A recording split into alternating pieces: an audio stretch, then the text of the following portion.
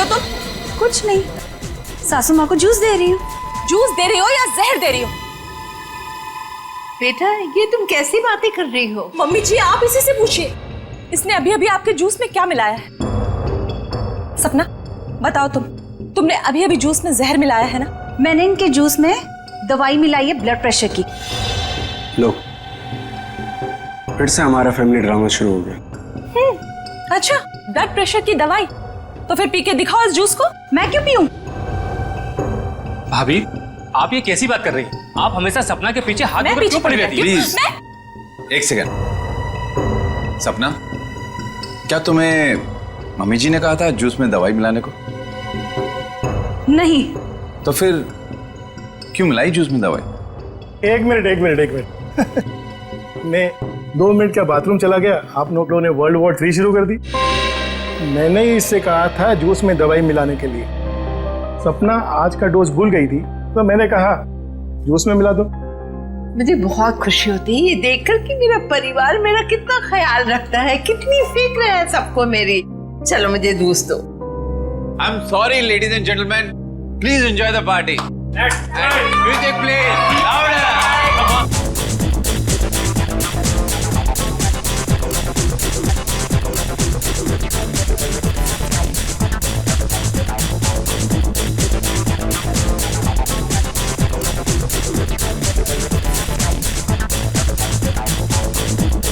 नमस्ते। नमस्ते। मैं कैसे हैं आप? प्रतीक जी मैं बिल्कुल ठीक हूँ, आप कैसे हैं? बस मैं ठीक हूँ। आप कुछ ले नहीं रहे हैं? मैं आपके खाने के लिए कुछ मंगाती हूँ। सरोज। नहीं, आप तकलीफ मत लीजिए, मैं खुद जाकर ले लूंगा। श्योर। या it's okay fine. Hi.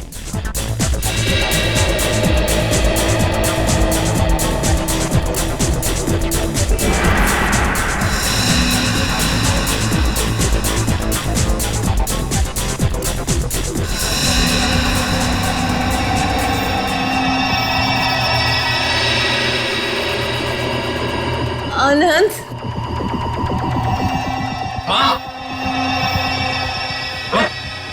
Mummy ji क्या हुआ आपको?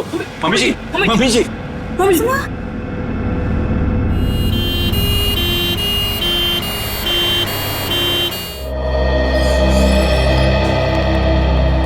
आइए सर, नमस्ते। मेरा नाम अहम है सर, मैंने आप लोगों को फोन किया था। अच्छा, अब कैसी है तुम्हारी मम्मी? डॉक्टर से इलाज कर रहे हैं सर, पता नहीं क्या होगा। घबराओ नहीं, सब ठीक हो जाएगा। जिस किसी ने मेरी माँ को मारने की कोशिश की है ना, उसको आप छोड़ना मत। एक बात बताओ अहम, क्या तुम्हें किसी पर शक है? मेरा मतलब है कौन कर सकता है ये तुम्हारी मम्मी के साथ? मुझे तो सभी पर शक है सर। अहम, कौन है ये लोग? CID। CID? पर किसने बुलाया इन्हें?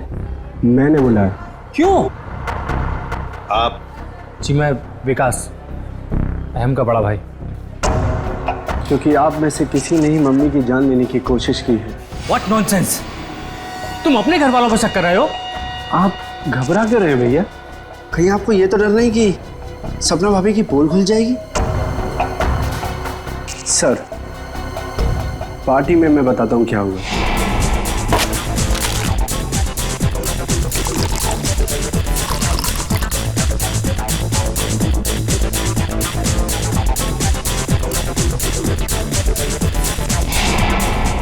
तुम्हारी सपना भाभी पर शक है तुम्हें?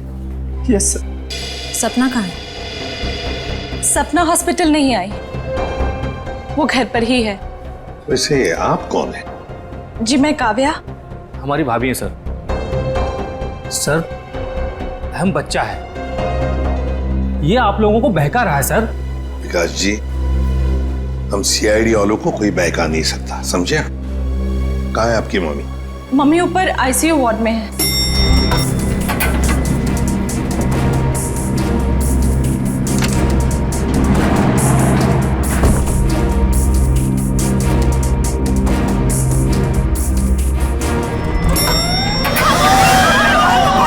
ठीक है, आग लगी है लगता है। लोगों को बाहर निकाल, जल्दी जल्दी। आइए इधर नहीं, इधर आइए प्लीज, आप लोग इधर आइए। जल्दी चलो, चलिए फ्लोर का, जल्दी आइए। नहीं नहीं, इधर से आप लोग इधर से जल्दी चलो, चलिए फ्लोर खाली है, चलिए जल्दी आइए। नहीं नहीं, सीधे से जाइए, संभाल के संभाल के संभाल के। आइए ध्यान से।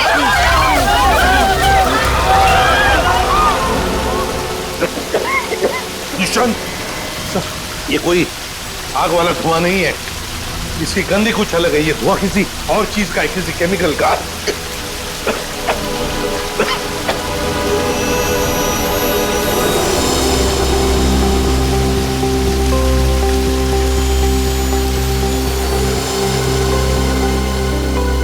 सर, आपका अंदाजा सही था। ये देखिए, smoke bomb. My God, sir कहीं ये स्मोक बॉम्ब फायर अलार्म बजाने के लिए तो नहीं डाला गया था? आश्रय, फायर अलार्म बजाने के लिए ही स्मोक बॉम्ब लगाया गया था। मालिनी का कमरा ढूंढो जल्दी।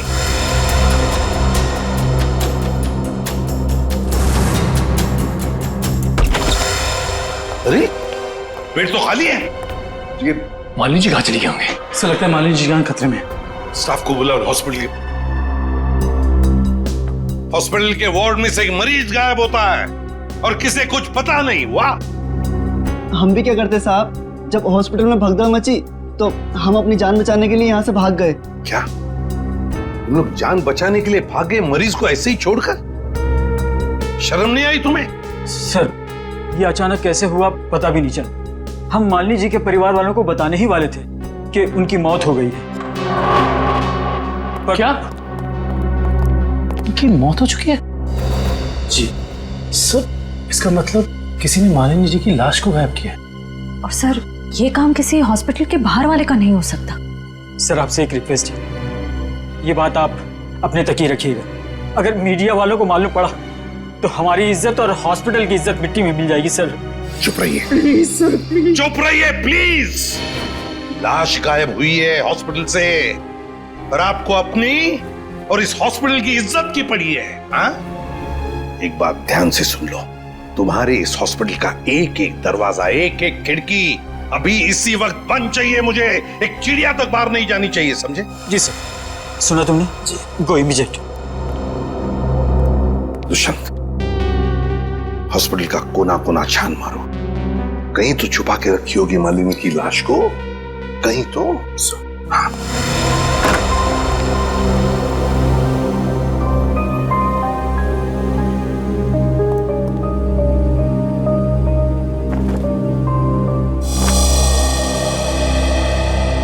जरा एक बात बताइए, आपके मम्मी के साथ कमरे में कोई था उनकी देखभाल के लिए?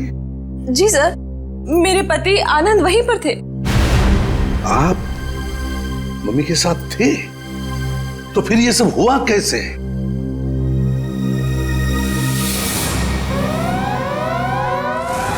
जैसे ही फायर अलार्म बजा तो मैं वार्डरूम के बाहर आया, ये देखने के लिए कि क्या मच रहा है। हर तरफ धुआं ही धुआं था। लोग पागलों की तरह यहां वहां भाग रहे थे। धक्का मुक्की में कुछ लोग मुझे मम्मी जी के वार्डरूम से बहुत दूर ले गए।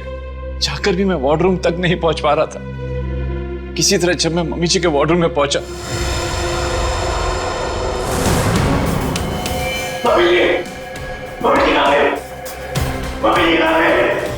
तो मम्मी जी वहां पे थी ही नहीं। सर प्लीज प्लीज मम्मी जी को ढूंढ निकालिए।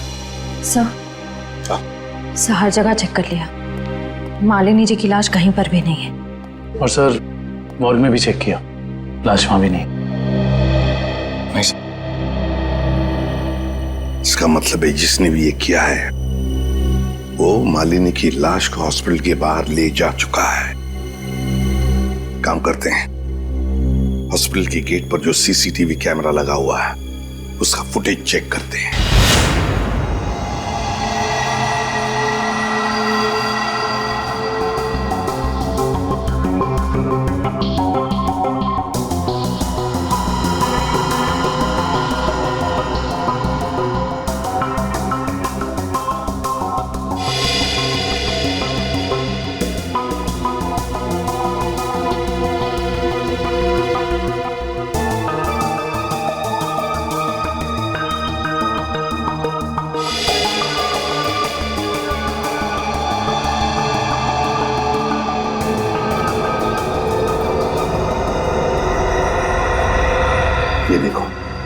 एक झटके में गाड़ी रिवर्स हो गई और हॉस्पिटल के बाहर भी निकल गई।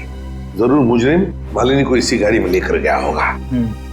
एक मिनट जरा इस फुटेज को रिवाइंड कीजिए, हमें कार का नंबर चाहिए। पॉज करो, जूम इन करो। XYZ5139। सर आप सही कह रहे हैं, ये मुझे मालिनी जी को इसी गाड़ी में लेके गया होगा।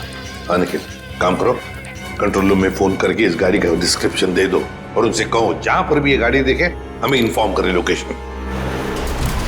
और ये गाड़ी ये तो आग लग गई है।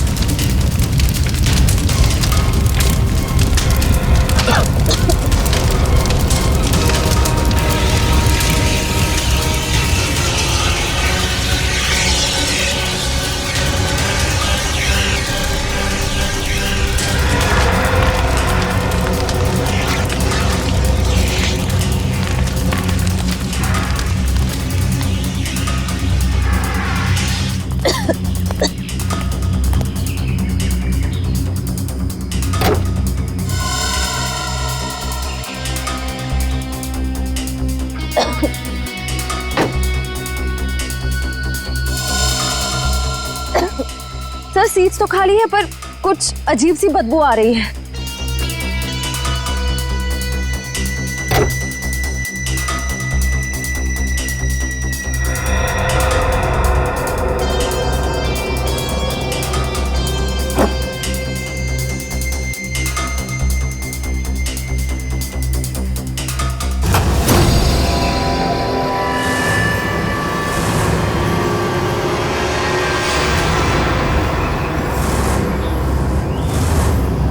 सर ये लाश तो जल चुकी है। शायद सबूत मिटाने के लिए उन्हीं ने मालिनी जी की लाश को जला दिया। आप इतने यकीन से कैसे कह सकते हैं कि ये लाश मेरी माँ की है? इसका चेहरा तो बुरी तरह जल चुका है। देखिए,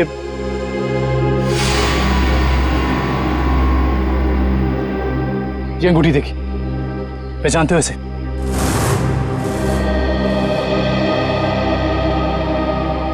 तो मेरी माँ की अंगूठी।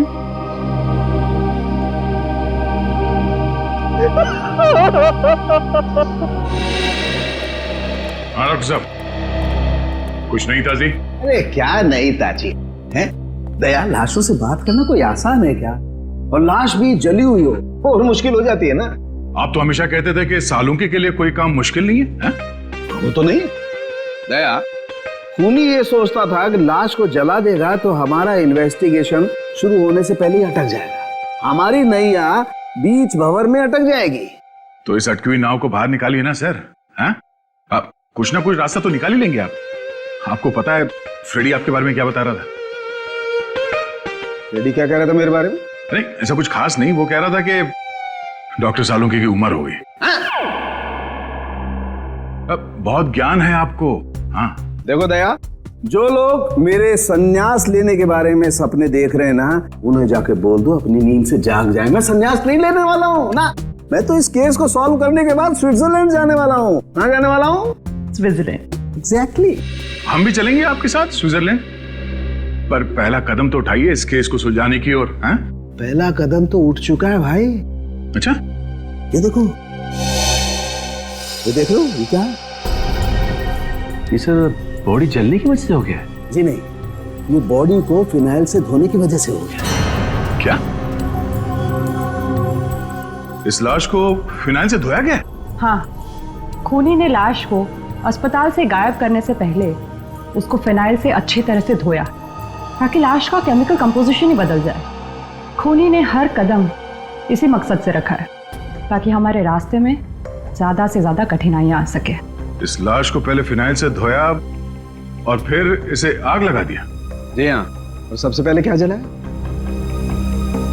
सबसे पहले जलाए बाल, क्योंकि बालों में सबसे ज्यादा और सबसे पहले असर होता है जहर का। सर काव्या ने बताया था ना कि शायद जहर सपना ने दिया है मालिनी जी को। हाँ, इसीलिए तो जला दिए ना भैया, सबसे पहले बाल, क्योंकि जहर दिया था। मतलब ये सब सपना का ही काम है।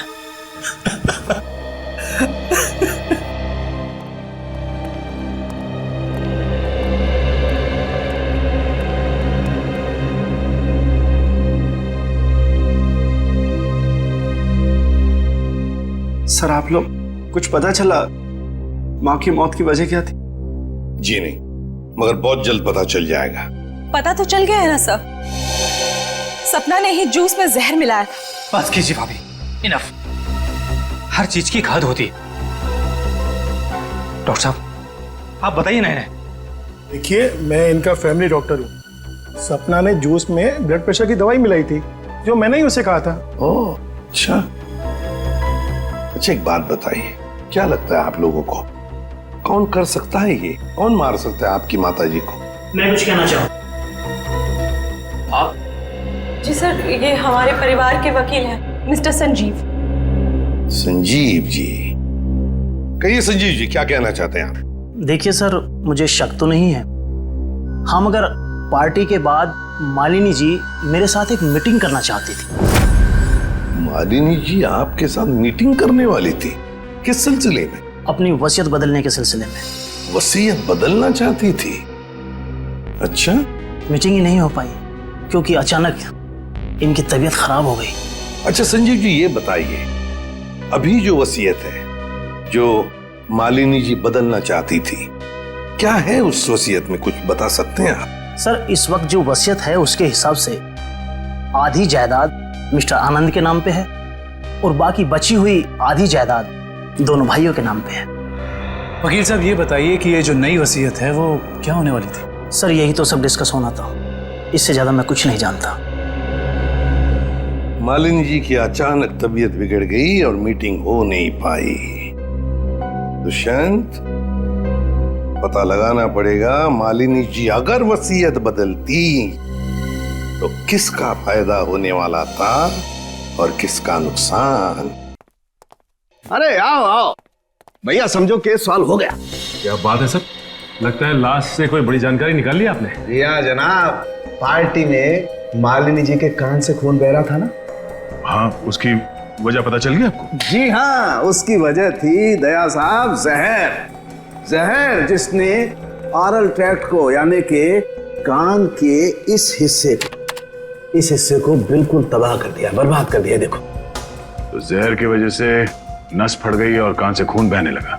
और इतना ही नहीं, इनके खून में से हमें बहुत ज्यादा मात्रा में नाइट्रोजन के कंपाउंड्स भी मिले।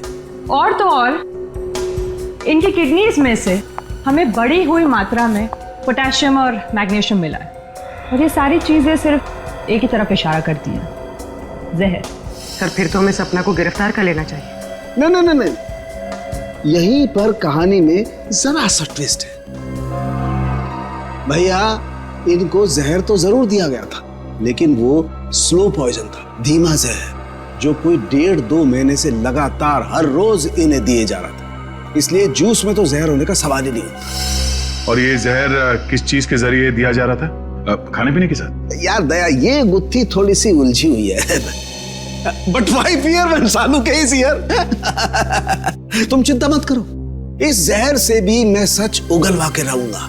ठीक है सर, आप इस जहर से सच उगलवाइए, तब तक मालिनी के घर वालों से सच उगलवाते हैं। क्योंकि वो जूस जो सपना ने मालिनी जी को दिया था उसमें जहर नहीं था।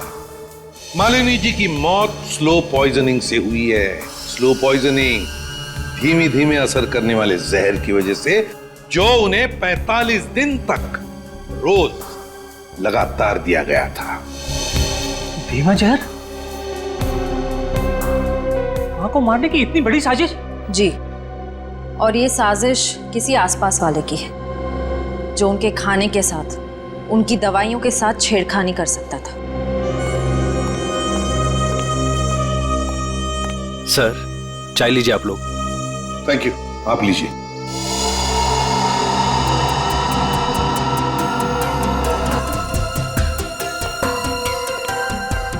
एक मिनट, मैं भी।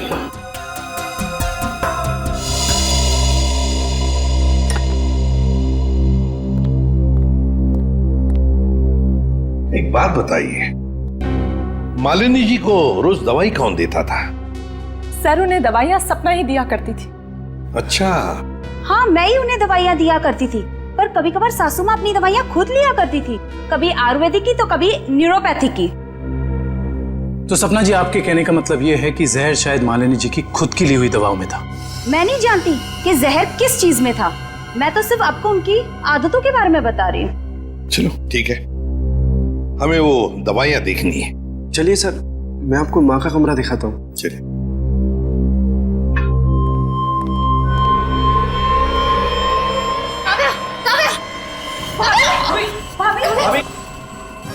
भाभी क्या हुआ आपको? भाभी सांस लेने में दिक्कत हो रही है। सुरेश पानी लाओ। अरे पानी लाओ। दुष्यंत, लता इनकी तबीयत बिगड़ती जा रही है, जल्दी से एम्बुलेंस बुला लो और हॉस्पिटल ले जाओ इसे। श्रेया तुम भी जाओ साथ में।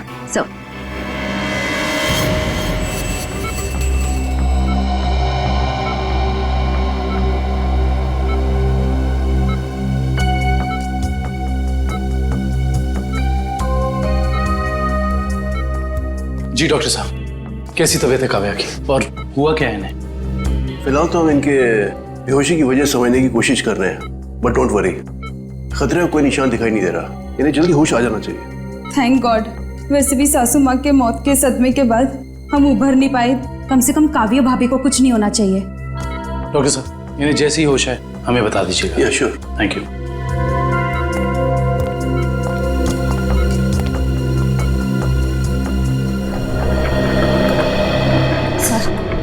सर मुझे तो सपना पर शक हो रहा है।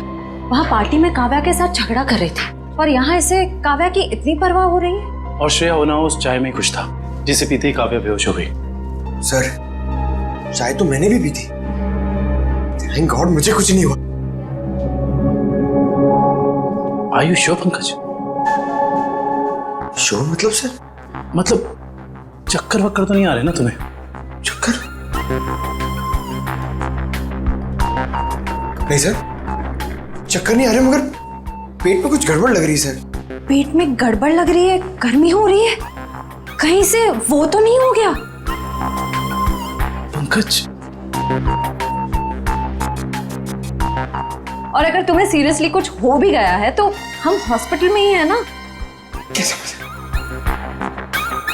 अजीब बात है, ये काव्या का पति आनंद अभी तक आया नहीं। पंकज, उसका नंबर ट्राई करो।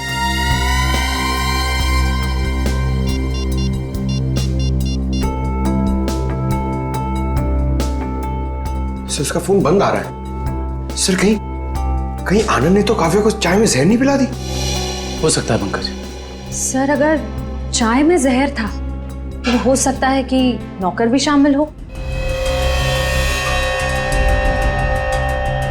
सर क्या कहा डॉक्टर ने, क्या हुआ काव्या को? सर डॉक्टर के मुताबिक काव्या की चाय में जहर था और पंकज रिपोर्ट से ब्यूरो गया है। काव्या की चाय में जहर था? सुरेश,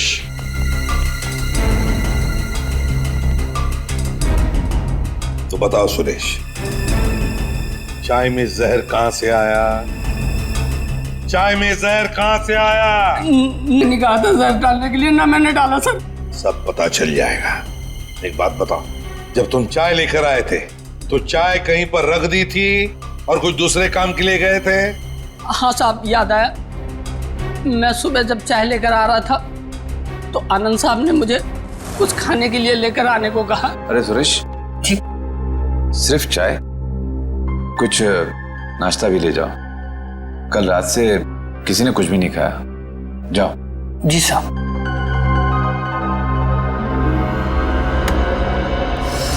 आनंद कहाँ है? सर ये अपने रूम में सो रहे हैं।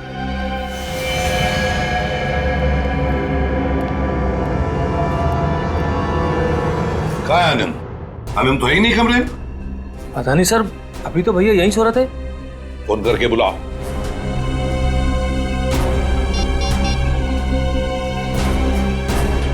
सर घंटी जा रही, भैया फोन नहीं उठा रहे। घंटी बज रही है पर भैया फोन नहीं उठा रहे हैं। सर जब सुरेश चाय लेके आया था सर बिस्किट तो था ही नहीं। और तो और सर, जब चाय आई तो वहाँ पे आनंद भी नहीं था, तो आनंद को पता कैसे चला कि कौन सा कप किसके हिस्से में जाने वाला है? हाँ वाकई आनंद तो वहां था ही नहीं चाय पीने के लिए। जब ये सुरेश सबके लिए चाय लेकर आया था तो सारे के सारे चाय के कप एक जैसे ही थे। उसमें एक मग था, मग बड़ा सा, जो काव्या ने उठाया था। तो हो सकता है वो काव्या का खास मग हो जिसमें वो हर बार चाय या कॉफी पीती हो। हाँ सर। और ये बात आनंद को मालूम थी। हेलो एसीपी साहब, मैं डॉक्टर सुमित। हाँ डॉक्टर सुमित, बोलिए। एसीपी साहब, आप जल्दी चले जाइएगा, मुझे आपको कुछ जरूरी बात बतानी है। क्या हुआ डॉक्टर सुमित? ये काव्या तो ठीक है ना?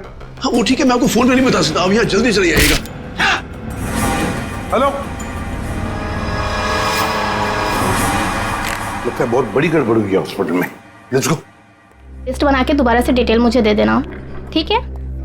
बाकी सब मैं देख लूंगी। डॉक्टर सुमित कहाँ मिलेंगे? सर उन्हें तो आईसीयू में भर्ती किया है। डॉक्टर सुमित को आईसीयू में भर्ती किया है? क्यों? सर एक बहुत बड़ा हादसा हो गया। डॉक्टर सुमित अपने कैबिन में खून में लथपथ मिले सर, और उनके सर पे बहुत गहरी चोट आई है। माय गॉड, क्या मिल सकते हैं उन्हें? फिलहाल तो नहीं सर, वो कोमा में हैं। होश में कब आएंगे नहीं पता। दुष्यंत, जरूर ये वही मुजरिम है जो ये सब कर रहा है। वो अभी भी हॉस्पिटल में ही है, पहले मालिनी के साथ और अब डॉक्टर सुमित के साथ। काव्या सर, कहीं उस मुजरिम का अगला निशाना काव्या तो नहीं? काव्या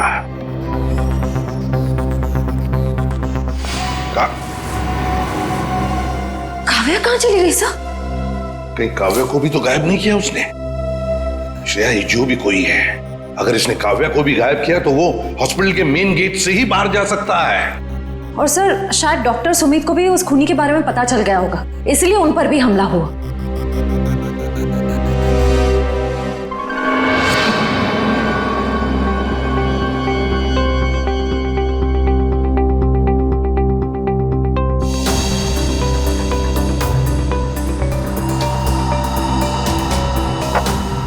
निखिल, तो शायद डॉक्टर सुमित यहाँ फोन पर बात कर रहे थे और फिर पीछे से कोई आया और जोर से उनके सर पर वार किया और वो यहाँ नीचे गिर गए। हाँ साहब, डॉक्टर साहब के सिर के पीछे चोट आई है। अच्छा, हादसे के बाद डॉक्टर सुमित के केबिन में कितने लोग आए थे? सब 4-5 जन आए थे उनको आईसीयू में ले जाने के लिए। सर आनंद का अभी तक कुछ पता नहीं चला है, कहीं इस सब के पीछे उसी का हाथ तो नहीं? ये आनंद ही कुछ गड़बड़ है, कुछ ना कुछ तो गड़बड़ जरूर है इस आनंद में। आइए सपना जी, आइए। कहाँ गई थी आप? वो मैं काव्या की रिपोर्ट्स लेने गई थी गैस्ट्रोलॉजिस्ट डिपार्टमेंट के पास। क्या हुआ? वहां से एक रिपोर्ट लाने में इतना वक्त? लाइन बहुत लंबी थी, मगर क्यों? क्या बात है? काव्या कहाँ है? काव्या गायब है, समझिए आप? क्या? सर ये ब्लड सैंपल्स तो ले लिए, लेकिन सर क्योंकि बाकी लोग डॉक्टर साहब के कैबिन के अंदर चले गए थे, इसलिए सारे जरूरी सबूत मिट गए। और यहाँ पे काव्या गायब है ना दुष्यंत? ये किसी एक आदमी का काम नहीं, ये जो भी कर रहा है ना उसका कोई साथी है। एक इनके परिवार में से कोई और दूसरा इस हॉस्पिटल में से कोई।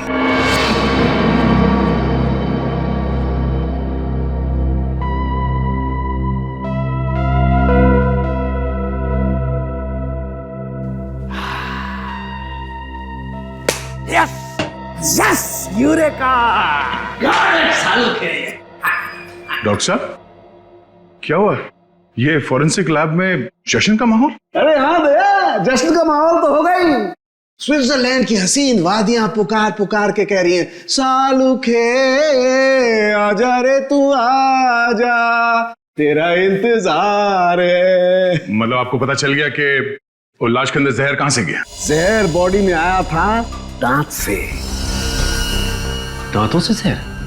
हाँ सचिन, मालिनी ने 2 महीने पहले ही अपने दांतों का रूट कैनल करवाया था और इस ऑपरेशन के दौरान उसके दांतों में जिस मर्क्यूरी का इस्तेमाल किया गया था वो मात्रा में बहुत ज्यादा थे। मरकुरी अपने आप में ही एक जहर है ना डॉक्टर साहब? बिल्कुल। और जब जब मालिनी जी खाना खाती थी, खाने को अपने दांतों से चबाती थी, तब तब दांतों में छुपा हुआ वो मरकरी खाने में मिक्स हो जाता था और पेट में चला जाता था, और पेट से फिर पूरे खून में मिक्स हो जाता था। यही है वो स्लो पॉइजन जिससे वो बेचारी बेमौत मारी गई। सर हो सकता है कि डेंटिस्ट ने सब जानबूझ के ना किया, गलती हो गई उससे, मे बी मेडिकल नेग्लिजेंस। नहीं सचिन, ये मौत एक हादसा होता तो लाश को जलाया नहीं जाता। जिस किसी डेंटिस्ट ने भी ये किया है, जानबूझ के ही किया है। वकील साहब, जैसा कि आप जानते हैं कि हमारी माँ अपनी वसीयत बदलवाना चाहती थी। जी हाँ। मगर वो ऐसा कर नहीं सकी। तो ऐसी स्थिति में क्या हमारा बंटवारा पुरानी वसीयत के हिसाब से होगा? दरअसल बात यह है कि मैं और आपकी माताजी। अरे वकील साहब आप, डॉक्टर साहब आप भी? मैं तो सिर्फ ये पूछने आया था कि क्या आपकी माताजी ने कभी अपने दांतों का इलाज करवाया था 1.5-2 महीने पहले? नहीं सर, उन्होंने कभी मुझे तो नहीं, उन्होंने कभी हमें इस बारे में कुछ नहीं बताया।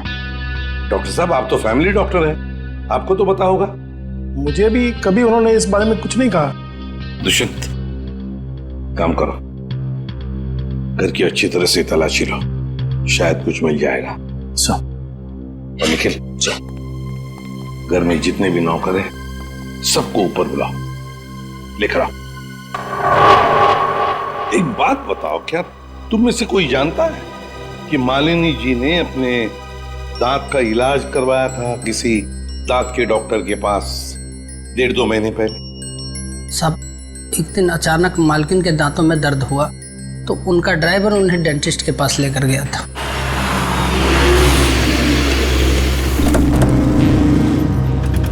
सर यहीं पे छोड़ा था हमने उन्हें। उसके बाद किधर गई वो तो मालूम नहीं मुझे। ठीक है, आसपास जितने भी डेंटिस्ट है ना, सब चेक कर लेते हैं। तुम लोग उधर देखो।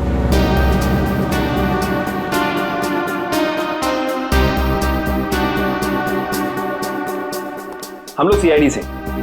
क्या ये कभी आपके यहाँ इलाज कराने आई थी? No, I don't think so. यहाँ पर आए हैं। ध्यान से देखिए, ये 2 महीने पुरानी बात है। नो सर, ये लेडी कभी हमारे वहाँ इलाज के लिए नहीं आई। नहीं, मुझे नहीं लगता है यहाँ पर आए हैं। आई नॉर्मली मैं पेशेंट्स को याद रखती हूँ अपने। Thank you very much. Thank you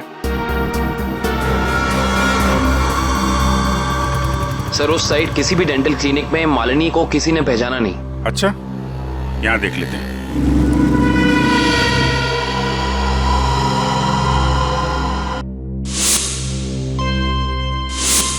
CID वाले आगे। तुम्हें मालूम है ना तुम्हें क्या करना चाहिए?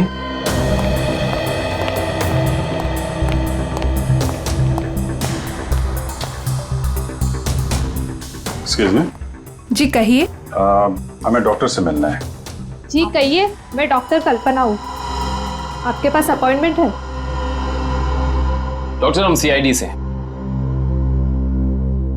इन्हें पहचानती हैं आप? इन्हें कभी देखा नहीं है। कौन है ये? इनका नाम मालिनी है और इनका खून हो गया है। क्या? खून? क्या हुआ? खून का नाम सुनते ही आपकी जबान लड़खड़ाने की लग गई? नहीं नहीं, यहाँ पहली बार सीआईडी आई है ना, तो मैं थोड़ी नर्वस हो गई। कोई बात नहीं, आप परेशान मत होइए। Thank you very much.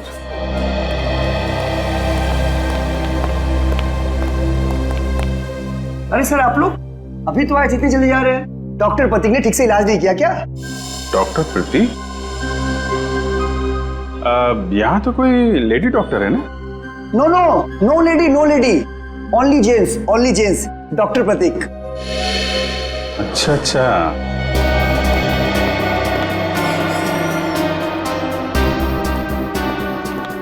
अरे सर, आप लोग फिर से आ गए? अरे वो क्या हुआ कि इनके दांत में दर्द होने लगा अचानक, तो वो जरा डॉक्टर से मिलना था। क्या नाम है उनका?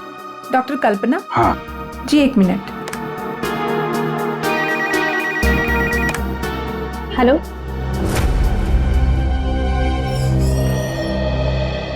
क्या हुआ सर? मेरे दांत में बहुत दर्द है, मगर मुझे एक जेंट्स डॉक्टर चाहिए।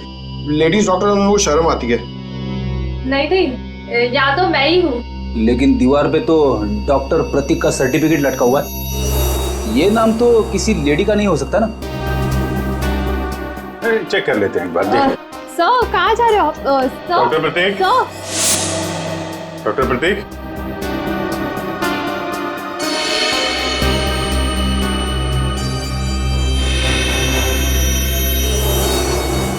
अरे डॉक्टर साहब क्या कर रहे हैं? आप चले जाइए यहाँ से। डॉक्टर साहब कुछ गिर गया क्या यहाँ पे आपका? मैंने कुछ नहीं किया है। आइए आइए, बाहर आइए, आइए।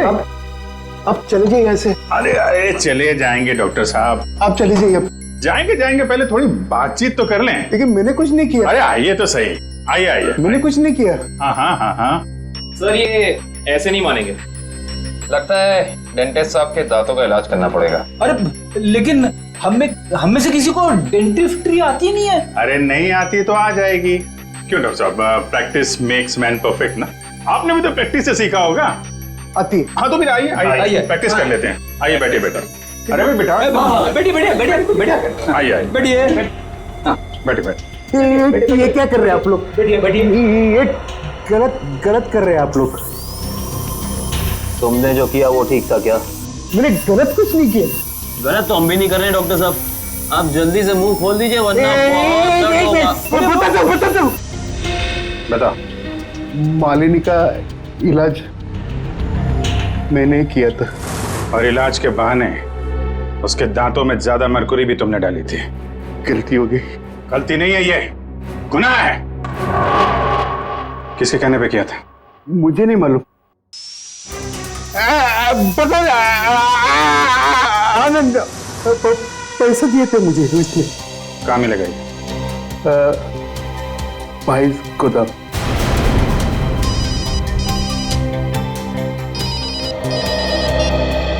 हाँ डॉक्टर सालुंके,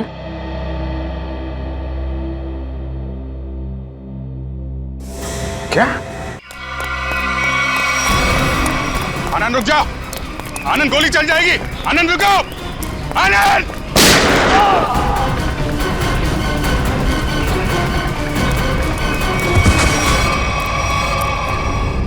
देखो आसपास, इसने काव्य को कहां छुपा रखा है?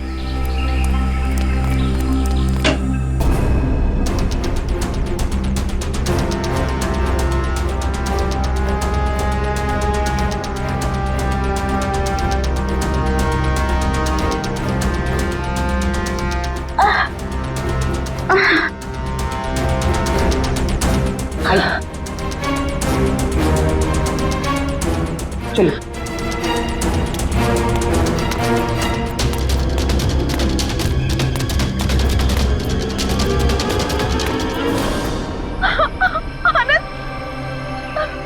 ये क्या किया आप सबने? मेरे पति को मार डाला। आनंद उठो। सर, इनके प्यार को तो देखकर ऐसा लगता है कि अगर इन्हें ऑप्शन दिया जाए कि ये मर जाए और इनका हस्बैंड जिंदा हो जाए तो वो ऑप्शन जरूर ले लेंगी। क्यों नहीं सर, ये तो एक भारतीय नारी का फर्ज है ना। पर अफसोस मेरे पति खुद ही मुझे जिंदा नहीं देखना चाहते थे। ये तो भगवान का शुक्र है कि मेरी चाय में जहर थोड़ा कम था, वरना आज आपको यहाँ मेरी लाश मिलती। अभिजीत, काव्या की चाय में जो दवाई के ट्रेसेस मिले हैं उससे किसी की जान नहीं जा सकती। एक मिनट, आपको कैसे पता चला कि आपकी चाय में जहर कम था? वो सर, अभी आप ही ने तो कहा। अरे हमने कब कहा? हाँ याद आया, आनंद ने बताया था। हाँ? आनंद कैसे बताएगा? आनंद बेचारा तो खुद ये बात नहीं जानता था। ये बात जानती थी तो सिर्फ एक औरत, और वो औरत तुम हो काव्या। आनंद, तुम जिंदा हो। मेरे साथ इतना बड़ा धोखा। क्या करें, लोहे को लोहा काटता है, उसी तरह धोखेबाज का एक ही इलाज है, धोखा। जब डॉक्टर प्रतीक ने हमें बताया कि आनंद 22 गोदाम में मिलेगा,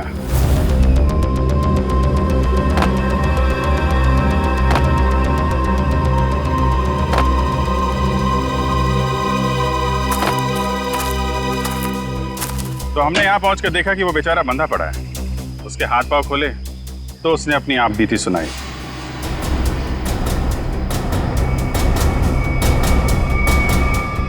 किसने किया ये सब है? ये सब मेरी देवी काव्या ने किया है सर। हाँ, कहीं कहीं छुपी हुई है। बस फिर क्या, हमने आनंद के साथ एक छोटा सा खेल खेल लिया तुम्हारा असली रंग सामने लाने के लिए। तो ये सब ड्रामा था, लेकिन असली ड्रामा तो अब शुरू होगा। पीछे मुड़ के देखो।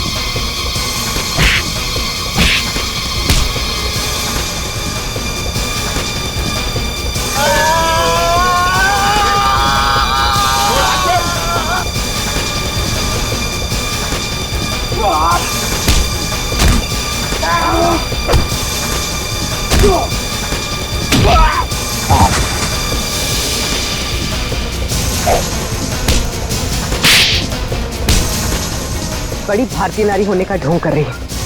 तुम जैसी नहीं होती भारतीय नारी।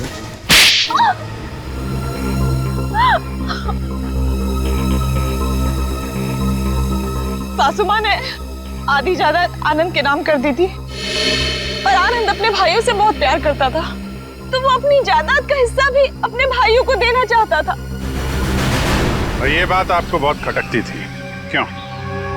मुझे पता था सर, मुझे पता था कि वो सासू माँ पे दबाव डालेगा वसीयत बदलने के लिए। इसलिए तुमने उन्हें डॉक्टर प्रतीक के पास भेजा, उनकी दांत की तकलीफ का फायदा उठाकर, ताकि इससे पहले कि वो अपनी वसीयत बदले उनकी मौत हो जाए। हाँ सर, और मैंने प्रतीक से कहा अगर वो पकड़ा जाए तो मेरा नहीं आनंद का नाम ले, ताकि आपके सास यानी मालिनी जी के खून के जुर्म में आनंद यानी आपका पति फंस जाए, जिससे 25 करोड़ की आधी जायदाद आपकी हो जाए। हॉस्पिटल में डॉक्टर सुमित तुम्हारी सच्चाई जान गए थे, इसलिए उन पे भी हमला किया तुमने। मैं क्या करती सर, उसने मुझे फोन पे बात करते हुए सुन लिया था। अब बारी है खेल के दूसरे पड़ाव की, जिसमें हम दुनिया को ये दिखाएंगे कि मेरे पति परमेश्वर यानी कि मिस्टर आनंद कुमार ने अपनी ही पत्नी को अगवा कर लिया। तो डॉक्टर सुमित को कोमा में पहुंचा दिया, अपने पति की किडनैपिंग की और मालिनी जी का खून कर दिया।